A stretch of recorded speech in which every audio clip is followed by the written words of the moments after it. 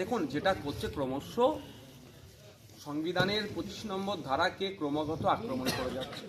আর যদি দেশের প্রধানমন্ত্রী যে যারা দেশ চালাচ্ছে তারা যদি চুপচাপ বসে এগুলো মজা দেখে, এগুলো ক্ষতি হবে। এর জবাব কিন্তু তাদেরকে আগামী দিনে দিতে হবে।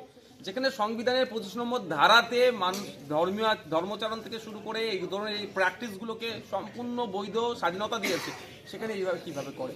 আপনারা জানেন কর্ণাটকে এই ধরনের ঘটনা ঘটেছিল। কর্ণাটকা হাইকোর্টে এটাকে একবার রিজেক্ট করে দিয়েছিল, সেই মর্মে আবার সুপ্রিম কোর্টে এসেছে।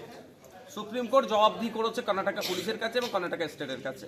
মানে এইগুলো হচ্ছে, দেখুন, বিজেপি যেই ভাষণ দিয়ে ক্ষমতা এসেছে সম্পূর্ণভাবে ব্যর্থ হয়েছে।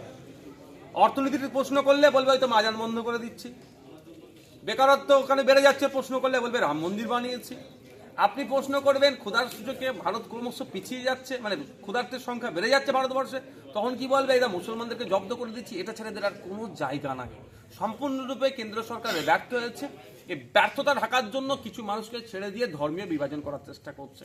আমি অনুরোধ করবো এটা কেন্দ্র সরকারকে, এই যদি চলতে থাকে এর পরিণাম কিন্তু ভালো হবে না, দেশের জন্য ক্ষতি। আমরা চাই কেন্দ্র সরকার কঠোর হস্তে এটাকে দমন করুক এবং এই ধরনের যারা সংবিধান বহির্ভূত কাজ করছে, ভারতীয় দণ্ডবিধির আগে ছিল, এখন তো চেঞ্জ হয়েছে 153A সম্ভবত, হতে সম্পূর্ণ এটা মানে আপনার